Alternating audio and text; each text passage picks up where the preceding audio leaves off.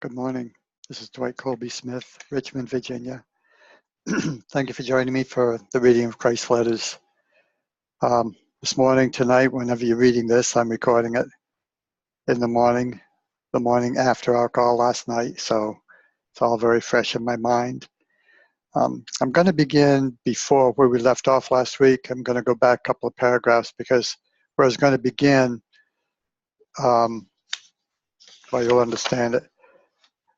You may think that the beginning, the foregoing is too difficult, and I'm thinking, why start there when we don't know what the foregoing was? So I'm going to reread those paragraphs briefly. So I'll give you the actual starting page and paragraph. What you're looking for is those who through prayer, meditation, self-discipline, and determination manage to purify their consciousness. And I'm just going to go there, and that's where we'll begin. So the paragraph begins with those who, comma, through prayer, comma, meditation, comma, self-discipline, and determination, comma, manage to purify the consciousness of ego. Okay, finishes that out. So if you're reading from the 6 publications as I have them, it's if you're reading from Christ Returns Reveals Startling Truth, the last publication in book form, everything else is PDF. So if you're reading from Reveals Startling Truth, it's page 305, paragraph 3. If you're reading from Christ Returns Speaks His Truth, it's page 348, paragraph 2. If you're reading from the ebook, if you're fortunate enough to get one of those study guides, if not, I keep meaning to put in my signature block, but just email me at chapelinthesky and say you're interested in receiving the ebook, and I'll get you to it. Then if you're reading from the original manuscripts of Christ's letters,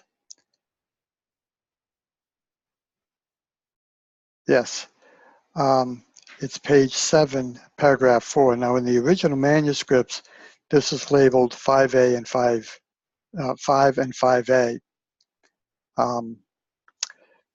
When they created this first draft, when they must have modified back to the original manuscript because it's called letter 6 now. So I'll be sending it and you'll be seeing letter 6, but it's actually the contents of letter 7 and all the other publications. If you're reading from the first draft after the original manuscripts, is page 3, paragraph 8, and they're hard to read. So, and if you're reading from the second draft before the printing of Speaks His Truth, it's page 222, paragraph 3. And as I'm doing this, I'm realizing that sometimes they go back to these original manuscripts and do some editing, very minor, but I understand. I've been of the presumption that the manuscripts were standing and they would no longer be edited. And then when they did the first draft, it's like, okay, this is the complete first draft, and oh, we need to do some correcting of this too. So they went to a second draft, which I also thought would be held in its purity of that second draft at that time.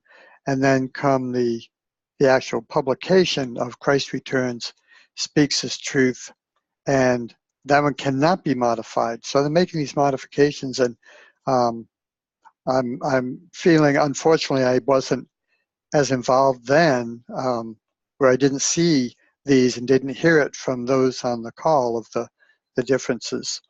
And I also want to say, while I'm thinking of it, getting all this out of the way before our meditation, I also want to say last night I was made aware that I insert other words at times, and I mean no disrespect to the recorder or the writing, but I fully believe and accept that before the recording and during the recording, that I am centered in the Christ consciousness. that all of of our community is in. And as I come from my meditation into this recording, I bring this Christ energy in. So there are times when I'm reading the letters that I believe it will be more powerful and less limiting if I change a word. Like last night, there was the word will, and I changed it to way because I said will is like you have no choice of this is going to be the result. My belief, I always have choice. I changed it instead of this will happen to this may happen. Okay, doesn't change a whole lot, but it changes the energy, and that's what I'm attempting to do, is to awaken the Christ into this now moment that we don't have to think, we don't have to process. I feel I've done the processing, and if I were to rewrite this, if I were to edit this, I put everything in the present tense, because it's not 18 years ago. This is, and it wasn't 2018 years ago. This is the truth of now. When Jesus spoke, he spoke the truth of now. And that truth of now is everywhere, forever present as the truth. And when we get this truth, the truth is I am the Christ. I am God. I am the perfect expression of the divine. This is the truth of me. How I use that, that's up to me. That's what free will does for us, and we can see the results of free will. But the God of us, the Christ of us, the truth of us, is this beautiful, living expression of the image and likeness of God as we understand God. If I understand God as a punishing God, that's the God I create, and that's the God that works for me. So therefore, I'm a punishing person. I believe that God can punish me. I can believe that God can hate me and make me angry and take good things away from me. I can believe that. Is it the truth? It is for those who believe that. Wow, that's pretty heavy. Or the God that Jesus gave me was in total contradiction to that other God. Jesus shows me that God is love, God is patient, God is accepting, God is non-judgmental, because God only creates perfection. God is the Word is God. So the word I speak is the word of God speaking. And God manifests that word.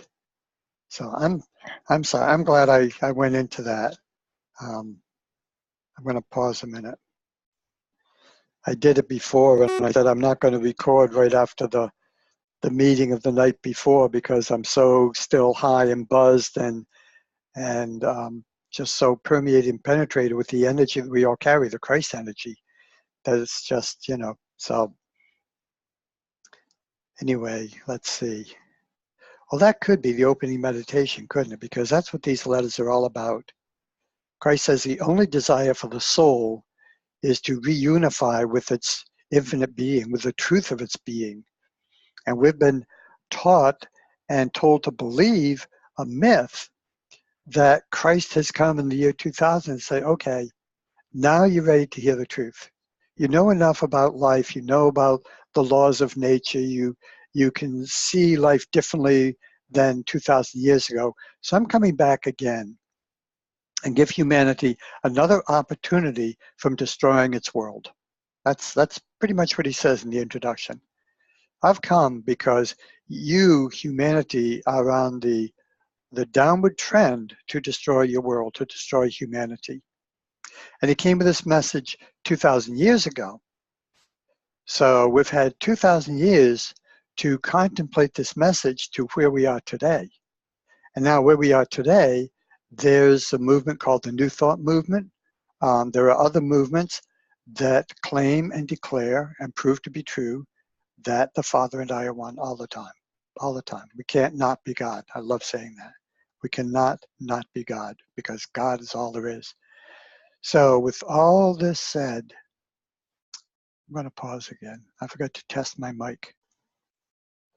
So again, the purpose of these letters is to help us master ourselves, to come into the realization that every thought I have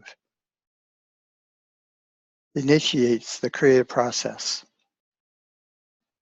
And so these letters have come to us to show us this truth so that we think the thoughts, or at least take responsibility for the thoughts we are thinking and for what we are creating. And there are those who, by design, by desire, are creating what they are creating, and they're enjoying it.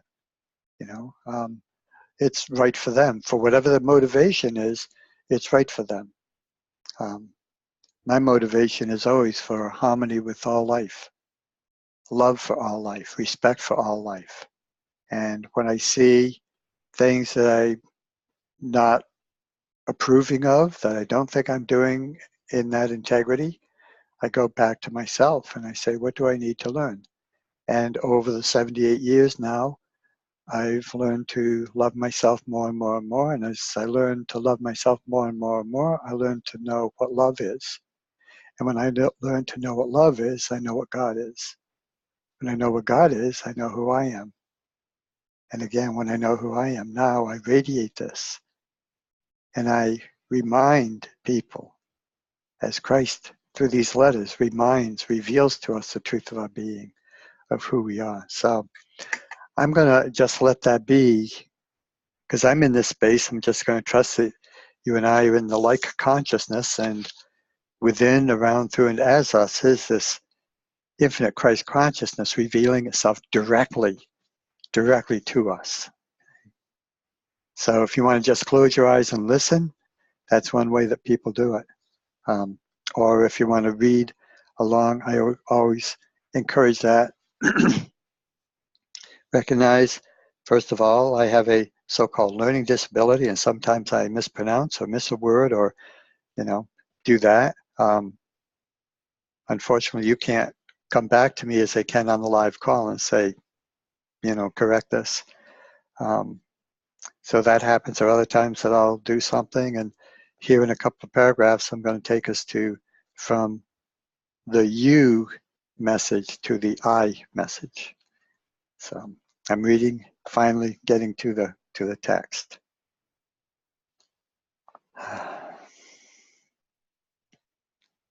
Those who through prayer, meditation, self-discipline, and determination, commitment, manage to purify their consciousness of ego and lift it by defining and entertaining ever more sincerely loving thoughts towards other individuals and the world generally.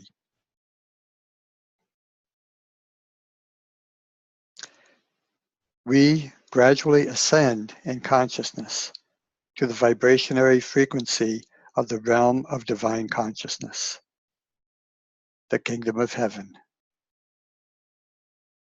where it's they, but I'm going to change it where we live, because I'm feeling this oneness. So he's speaking directly to us and from us. So we live comfortably and we are at ease and harmony with the universal laws of existence. And we can be doing this in every moment of every day. In any horror through experiencing, we can experience bliss. We can do that, but that's practice, practice, practice. Such people find that no matter what may be their troubles and the uproar in the world around them, they are nourished, healed, protected, cared for, and maintained in perfect peace of mind, providing they remain within the spiritual frequencies of vibration. This is what I just introduced. So such people in this higher, through meditation, prayer, and so forth, self-discipline, we can maintain, as Jesus showed us, he could maintain it. He wasn't special. He's just saying, this is what you can do. All you have to do is commit to, meditation and prayer and self-discipline. Instead of believing what you've been told to believe what the truth of you knows. Yeah, and ask it. And then it goes on. When they allow themselves to be drawn down into selfish disputes and any negative human condition involving any of the attributes of ego, the lower consciousness, the peace abruptly disappears, and they find themselves trapped in the consciousness frequencies of vibration, which are fed by similar consciousness frequencies of other people in their environment.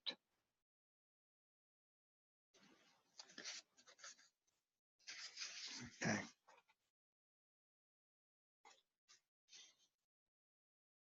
I'm going to confuse this for a little while. I'm going to read these two paragraphs from the I statement, okay? And then I'm going to go back to reading it the way it is. But the reason I do this is what I would like you to do if you're not driving is to close your eyes and feel in that connection the I of you, the I am of you, the I am presence of you, to hear it speaking this to ourself, myself.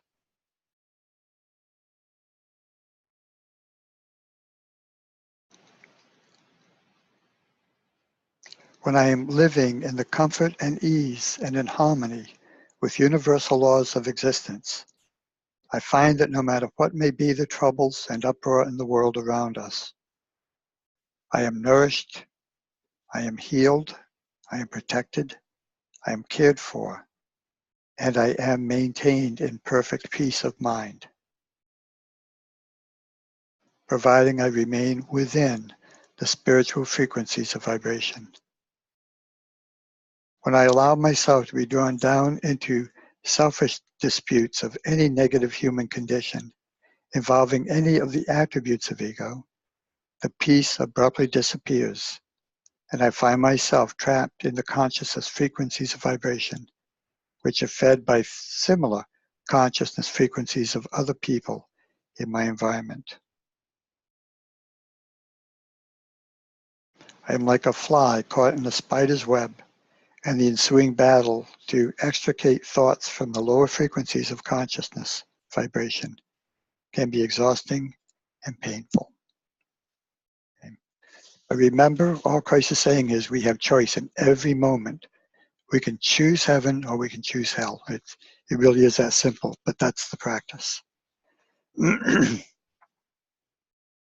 such times, constant meditation and prayer, a plea for help, strength and guidance in achieving the right emotional attitudes are the only means by which a spiritual traveler can find his way back from the entrapping lowered energy fields to a state of harmony with the heavenly consciousness frequencies of vibration. You may think that the foregoing is too difficult to understand and not necessary in your search for spiritual upliftment. On the contrary, this understanding of the nature of your consciousness is highly important. If you should find yourself descending into lowered consciousness frequencies of vibration and experiencing the conflict between what you are feeling at the moment and what you know you ought to be feeling or would like to be feeling, you will experience more control if you realize you are suffering because you have allowed your normal spiritual consciousness vibrational frequencies to drop.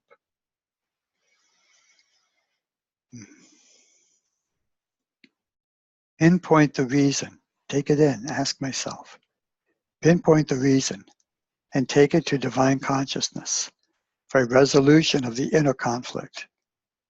In time, guidance as to the correct attitudes and affirmations to clear the problem will be given you swiftly in response to your prayer. Furthermore, as you lift your level of consciousness frequencies, you will find that you are inwardly strengthened in spirit and in life force. And the opposite occurs when you find yourself entrapped in lower consciousness vibrations, either through a personal descent into lower thought frequencies or by being emotionally drawn into them through communication with a negative or egoistic personality. When this happens, you will experience a loss of energy. This loss of energy results in a depletion of physical energy in your body cells. And we call people that do this to our energy vampires, energy vampires. Just in the mythical of the vampire sucking the blood of an individual and thereafter infecting them. So is it with energy vampires, but we again have choice.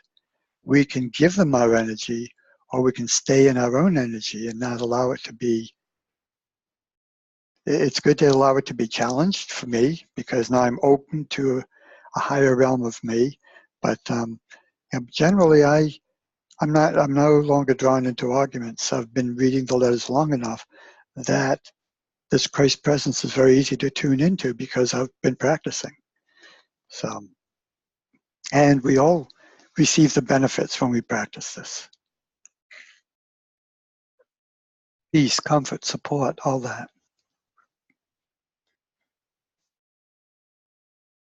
Therefore, when deliberately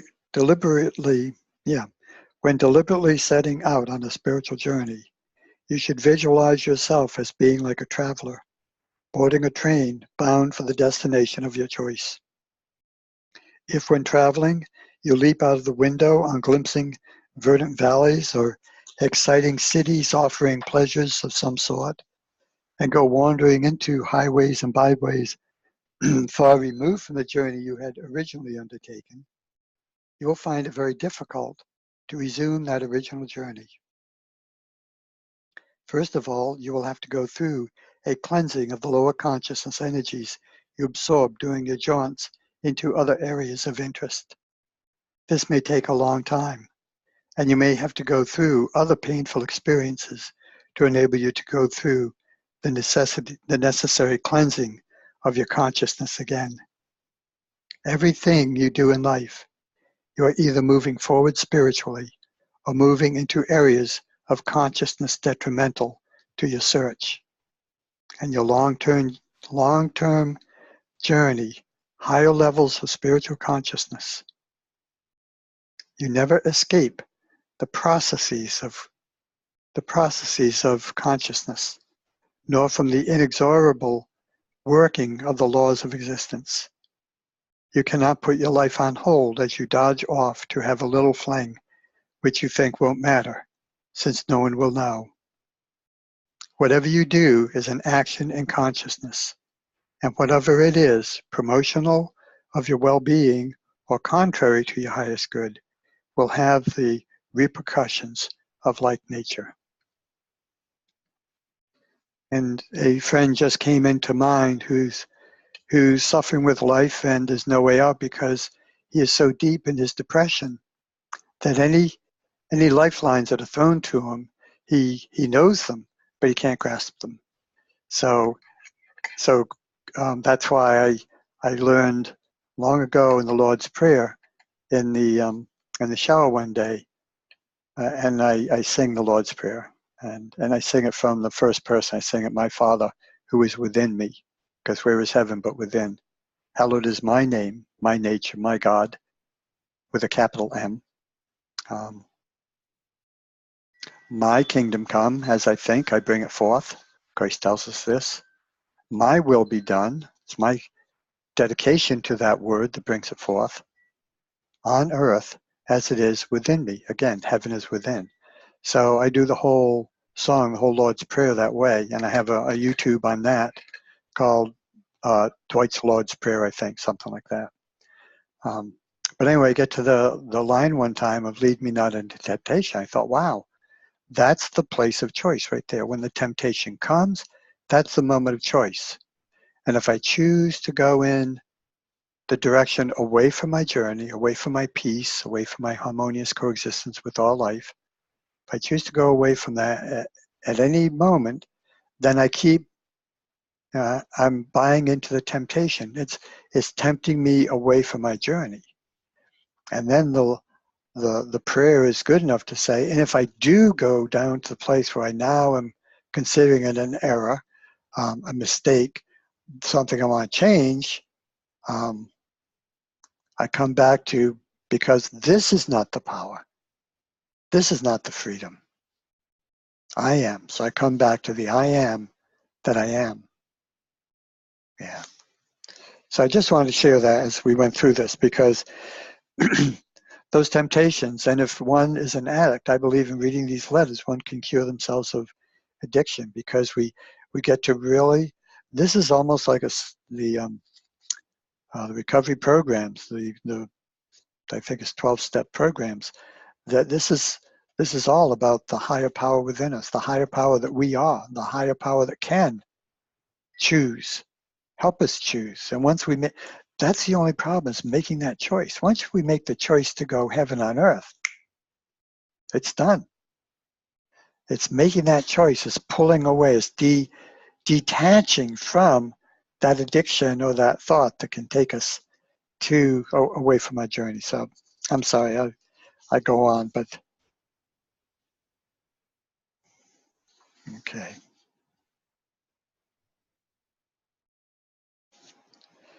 Everything in your life is related to some other activity in consciousness. It's the law of attraction. We've all heard that. Energy attracts energy and repels energy. Energy repels. It's like a magnet. It attracts and it repels. And we're the ones that give how much power to the attraction, how much power to the repulsion. Okay? And the place to be is in that perfect balance. Everything in your life is related to some other activity in consciousness. Nothing is isolated from everything else. People think that what they do today is in a compartment. They think that today becomes yesterday and is past. It can have no bearing on their today. But unfortunately for them, they will find creeping up into their experience as reaping time in 6 months, a year, or even 10 years ahead, when the consciousness energies have attracted what is necessary to bring about their visible manifestation. Then people wonder, why did this happen to me? Why me? You must understand that when you embark on a spiritual journey, you're set foot to a path which will lift your consciousness vibrations to higher levels. Carelessness and inconsistency will lead you into a condition of swinging between levels of vibrational frequencies. These times of inconsistencies are fraught with emotional pain. As you swing, the original momentum of spiritual energy, which previously lifted your spiritual vision, dies away, and eventually you complain it is hard to get back to prayer and meditation.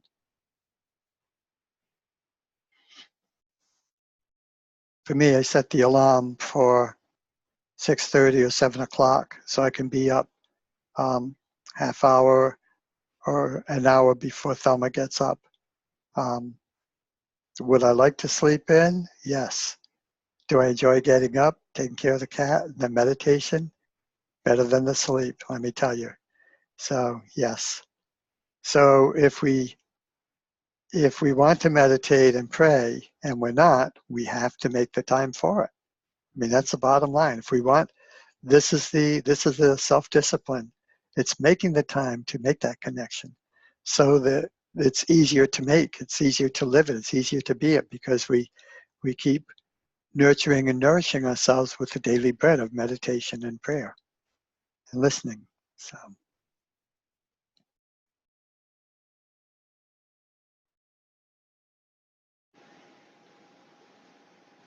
Okay, when we're down, it is difficult to make the contact with divine consciousness that you were able to make before you went off on some pleasurable jaunt, which led to a dropping off of your consciousness frequencies. In this way, by giving in to overpowering impulses, you make life difficult for yourself. You walk a more rocky path. The path of Christ is very easy. It's very simple. At the same time, the impulses within your consciousness indicate that certain areas of your human consciousness need refining. Okay, that's all. They're motivations. I have work to do. If I want peace, I have to find out how to make that peace within myself. The impulses become the necessary means to teach you some important lesson. In fact, no one can move to the narrow path leading to the kingdom of heaven and remain there without divergence of deviation until they have thoroughly experienced the fruits of their hidden impulses. Honor the so-called dark side until it's no longer a resistance to our good side. Just as Christ says, just keep reading the letters and we are cleansed, we're healed, we're brought to higher vibrational frequencies of consciousness. By fully experiencing all these fruits of the hidden impulses have to offer, people eventually arrive at a clear understanding that they were false enticements, not worth the pain and tremendous effort involved in getting back on the spiritual path again. This man is going to be a struggle. He may go out in this life with the same struggle. We nurture him weekly. We have him over for breakfast, and we give him entertainment, and we give him, the wisdom that he knows of what we know and what we teach and what we believe and what we live and what lives us. But he still desires to stay in the hole of upset that no one calls him while he's not making any phone calls. A choice to suffer versus a choice of, oh, so nice to talk to you again. So, and it's hard. I mean, the deeper he is, the deeper he is. And I'm only just sharing this because a very real example of when we go down that so-called rabbit hole, it can suck us. I used to call it a whirlpool. We can be on the edge of this whirlpool and we can feel some tug of it.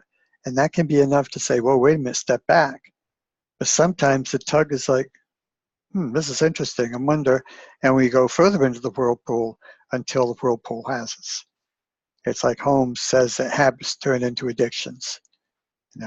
So once we're grabbed by that, then it's very difficult to detach from that habit or that addiction or that way of thinking, or even to know there's a way out. And that's where this gentleman is. We give him, here's a light switch, here's a light switch, here's a light switch in the darkness.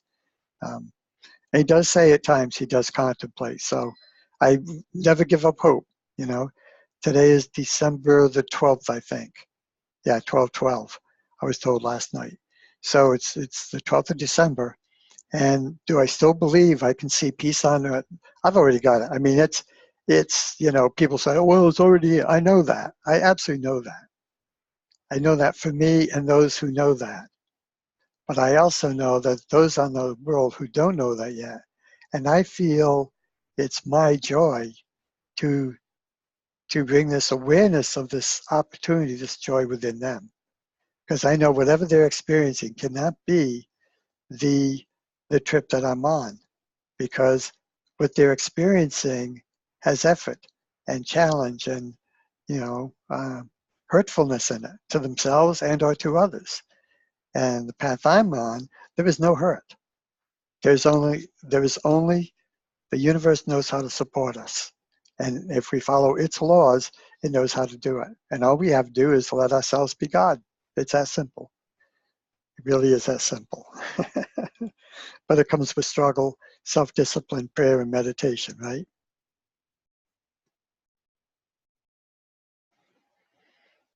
Okay, so I'm sorry, I keep interrupting.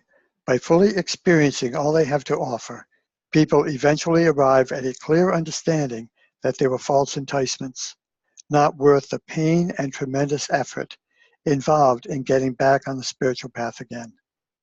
Only when the deeply ingrained impulses have been indulged and the results imprinted in the consciousness can a deliberate mental and emotional choice be made to live life on a higher spiritual level. It's got to be something better than this. When this final decision is made decisively and positively, the former impulses are then erased from the consciousness. And this is the whole evolution of what we're going through. We're coming from hell into heaven, and it's a transition. Grace talks about it, so I don't have to. Pardon me.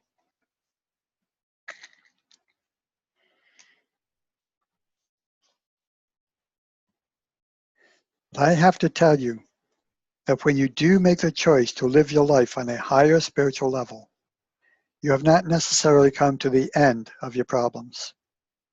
In ignorance of what is real and false, in higher spirituality, you may find yourself attracted to different cults, which may lead you further into a wilderness without ending, because not all paths are bad. And this again is where you use your choice. When we're aware of our choice and our thoughts, we don't fall into a false cult. But there are many religions, cults, whatever we want to call them, that are beneficial. Anything that's leading us to world peace is working toward a harmonious coexistence. Whatever that path is good. It's working for heaven on earth. So how can it be bad?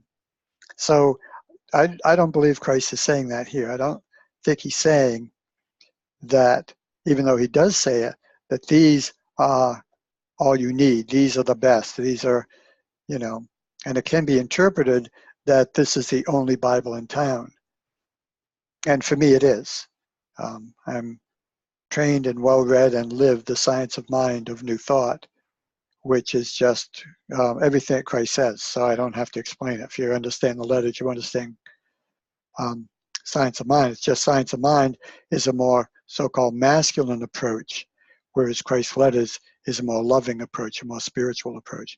But Ernest Holmes has all this spiritual consciousness in his writings. It's up to us to connect with that and embody what he's saying, and we get the same benefit as Christ's letters. So I always want to defend that, because I know, and I'm challenged with, even when I go off on this digression on the phone in the meetings, I'm challenged with, with this. And all I'm saying is not all paths are bad. Christ reveals a lot in the letters, so I don't have to do it. Only when the deeply ingrained, oh, okay, I did it. Okay, once they're erased from the consciousness, they're no longer a possibility for us. In the infinity of possibilities, these possibilities no longer exist. If they're not entertained, they cannot attract. Okay.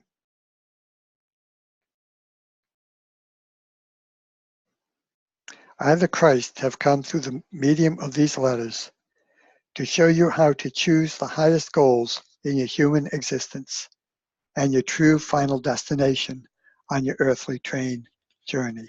Okay. So Jesus showed us the end train, kind of what Christ is revealing here. This is what Jesus showed us, the potential of what we can be following Christ's way, the way of the Father of Jesus. In your spiritual quests, you're like people being presented with many beautifully colored travel brochures depicting the pleasures and luxuries of various exotic holiday resorts where you can relax and renew your strength. One spiritual teacher holds up the enticement of a journey leading to a specific goal, the resolution of some mental emotional problem, while another teacher offers another goal and another path to follow. Each of these spiritual teachers are offering alleviation of some kind of some human pain and suffering, which they themselves have experienced in the past and overcome. Each one has eventually found relief in their own unique way. So if it's healing, it's good. Okay, that's what I'm going to say, and I believe that's what the Christ is saying. Until we, everything is a journey to our own enlightenment. There is no doubt that they all have some valuable message of some kind or another to share with people who are bewildered by the problems of living and do not know which way to turn for help and comfort in their difficult existence. But I have come to you from the highest vantage point of spiritual, universal existence, through the medium of a mind carefully cleansed and impregnated with spiritual life, and dedicated to the work to carry this message to people who are ready to receive it. I have a big thank you there. I took that very personally. But I have come to you, Dwight, to put your name in, from the highest vantage point of spiritual universal existence, through the medium of a mind, the recorder of the scribe of these letters. With the medium of a mind carefully cleansed and impregnated with spiritual life and dedicated to the work to carry this message to us who are ready to receive it.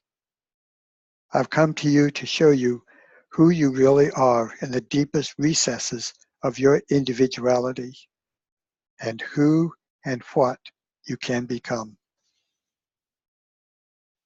Just as importantly, I've come to show you the means by which the transition from the human consciousness to the higher realms of spiritual consciousness may be achieved. When I was on earth, I said, I am the truth, the way, and the life. And so I was, and so I am.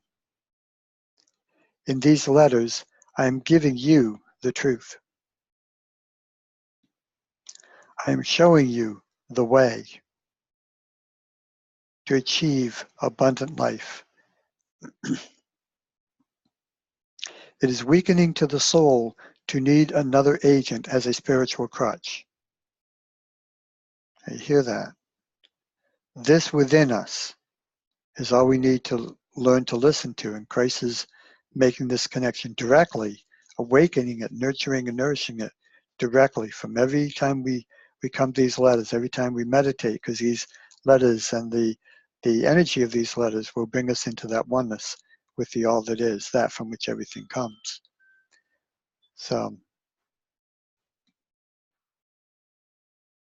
So Christ is saying that, well, he says it, so I won't, but I'll emphasize it when I get to it. It is a weakening to the soul to need another agent as a spiritual crutch. Therefore, to depend even on myself must be recognized as a temporary measure. Okay.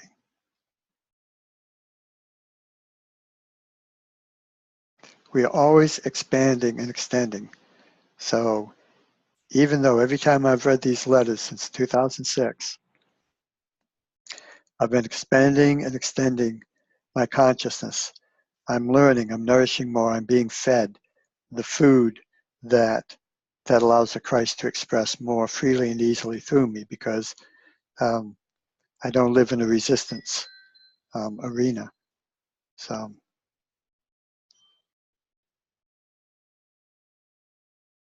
yeah.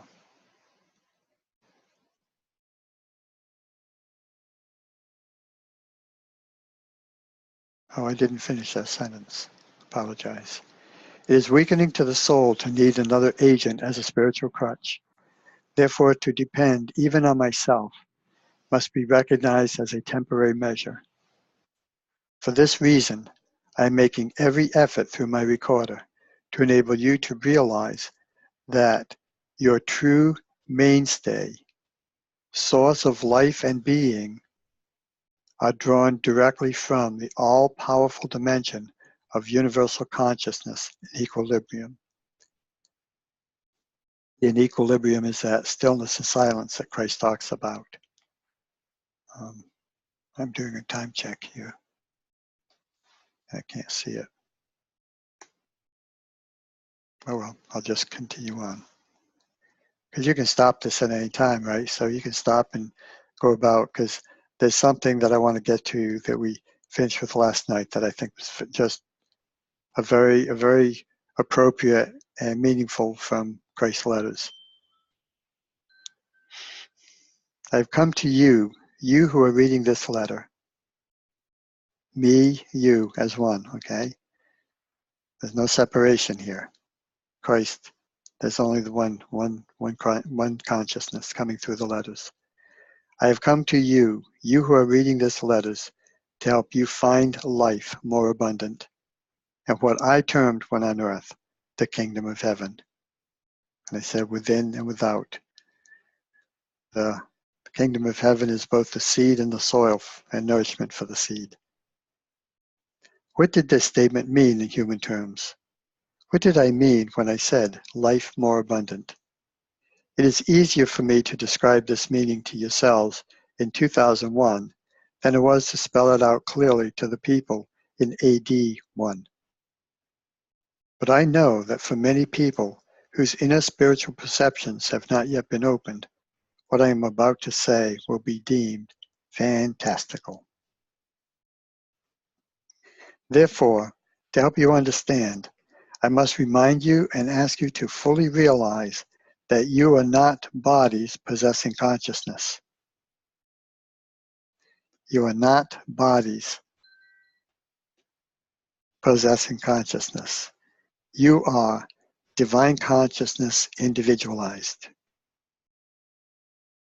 You are divine consciousness individualized into separate consciousness beings and made visible on your earth by means of electrical particles drawn and bonded together into elements to give you visible living form according to a fundamental physical pattern that our consciousness has established. Our consciousness is creating us always, but we, with our free will, can interfere the way the consciousness would create us. To understand the truth of existence and the origins of your physical, you must make daily efforts to rid yourselves of the limited earthly perception that the body receives its beingness and is conceived and developed entirely and only according to unchangeable physical scientific laws. Scientific laws are within the spiritual laws, so they're always a finiteness with the infiniteness. In place of your old limited human beliefs, you must make daily efforts to develop a strong, clear realization that your personal reality, your soul, is drawn directly from all reality, source of being.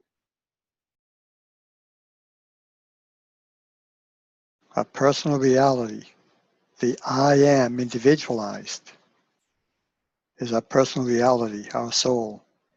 And that is directly from all reality without being separate from it. See, here's another thing.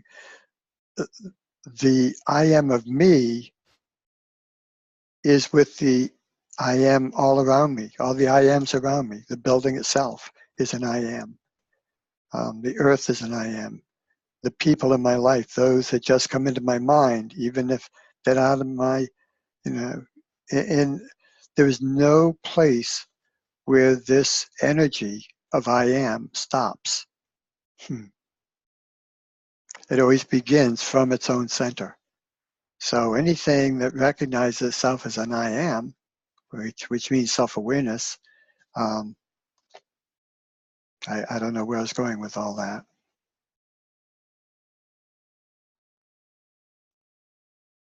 It was nice though.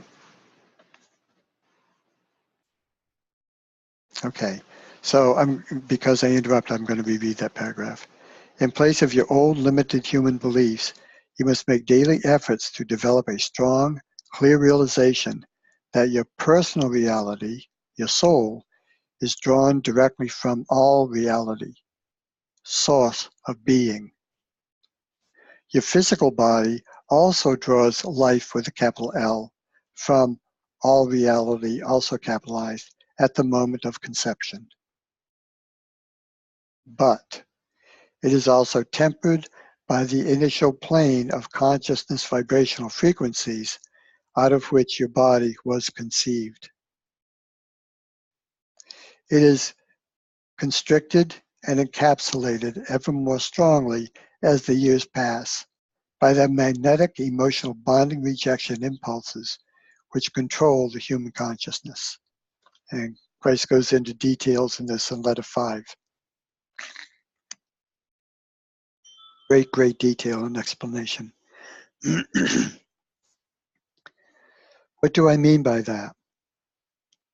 What I'm going to tell you has enormous implications for the future of mankind. That is, if those of you who are capable of doing so will make every effort to understand it. In fact, the way you view these letters will determine the course of your future lives. They will mean to you the difference between remaining stuck in your present parameter of consciousness vibrational frequencies or gradually moving forward yourself to higher levels of consciousness and producing children who will benefit from the exercise of the knowledge I am about to give you. So it's all about consciousness and form, consciousness becoming form. So there's a spiritual consciousness and the physical consciousness, both from the universal consciousness, okay? There's no separation. These are just the makeup of the spiritual physical body that we are.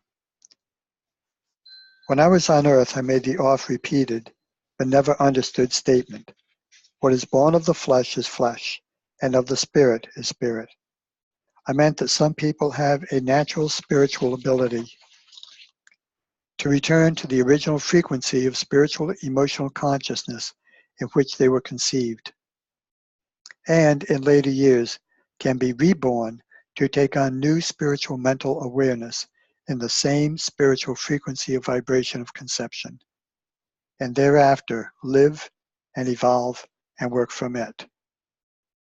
The original frequency of spiritual emotional consciousness of conception will become or becomes the platform for the child's spiritual journey.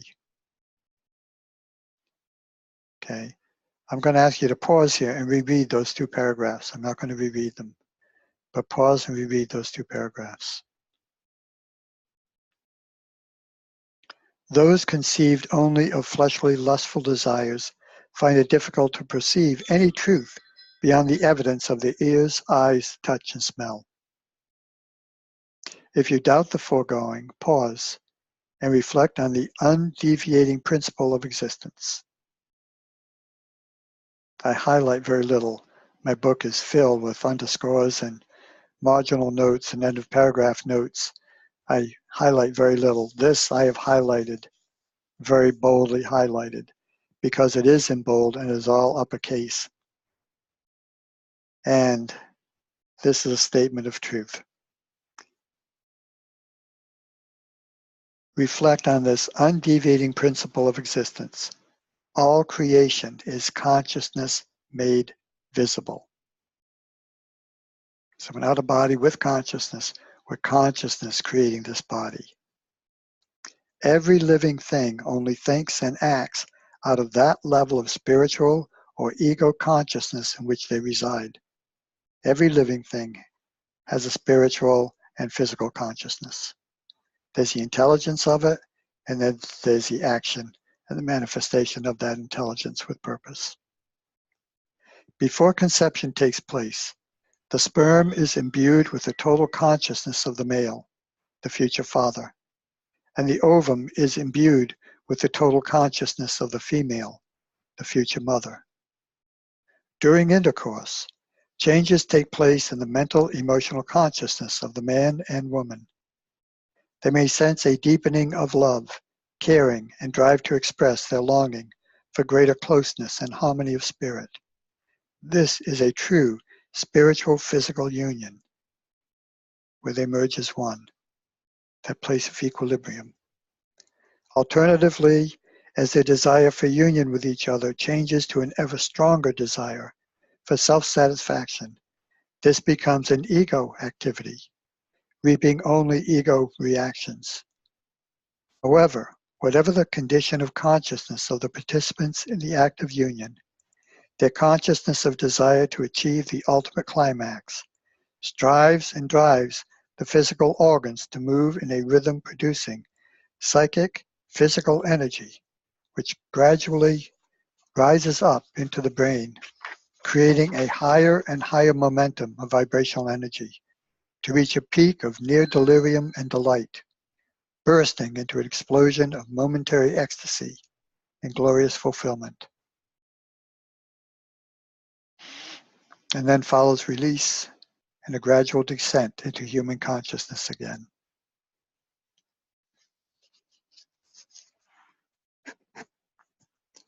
At the very moment of delirium, delight, the human consciousness rises to touch the divine life force, which ignites the sperm in the male and the ovum in the woman. Conception may not take place, and both sperm and ovum return to normal physical consciousness. But the consciousness, the experience, is still there for the participants. When conception takes place, sperm penetrates the ovum, and they are united in the highest vibrations of divine life, in spiritual and physical fusion. In unified consciousness, they ascend into their own moment of equilibrium and joy to become one both within divine life itself and human father-mother consciousness itself. The moment of consciousness union takes place within the very highest dimension of divine life consciousness. It is a moment of unimaginable rejoicing and joy, for the two elements of male and female are again conjoined, united, and merged in equilibrium to become one to produce a child. This moment of union is a reenactment of a person's return to the glorious and ineffable ecstasy of the divine consciousness of universal equilibrium.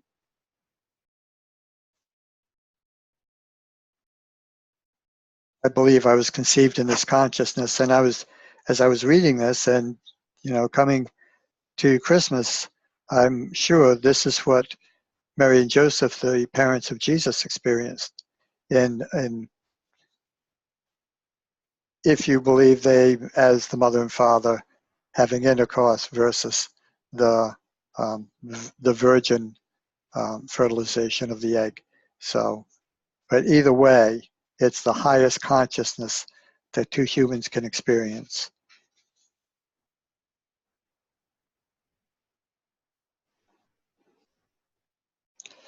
When intercourse is prompted by pure, heartfelt love between man and woman, the united human consciousness ascends.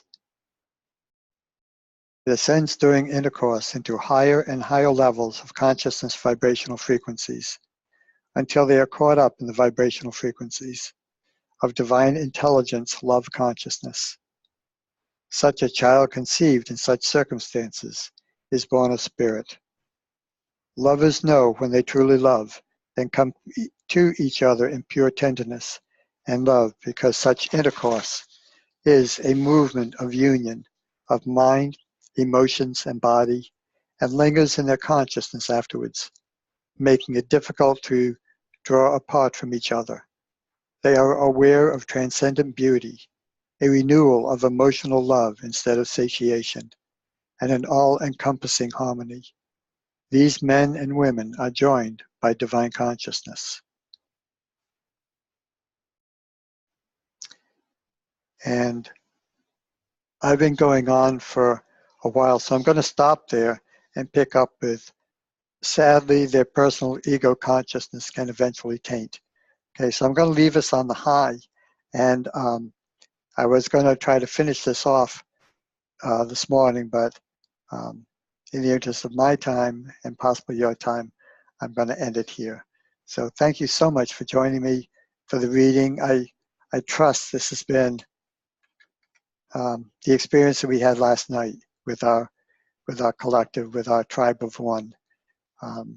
Yeah, a lot of togetherness, seeing for ourselves in our world and for you, and you're a part of us as we're a part of you. So thanks for joining us, and be in peace. And if you haven't read the letters, if you don't know where they are, you can find them on, get a drink because it's dry in here with the heat.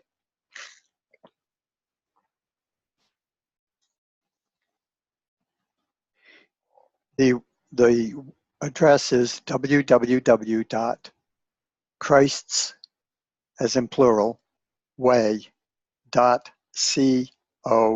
as in country, .za. So, and you can download the letters for free. You can read them for free. They have discussions there. It's a decent website. So I encourage you to read the letters, and There's only good. There's only good for our world through these letters. If every church took these letters as the new Bible, we would see easily world peace by December 31st in a few more days. So, a few more weeks. God bless you. Thanks for joining me. Thanks for this opportunity. Bye-bye for now.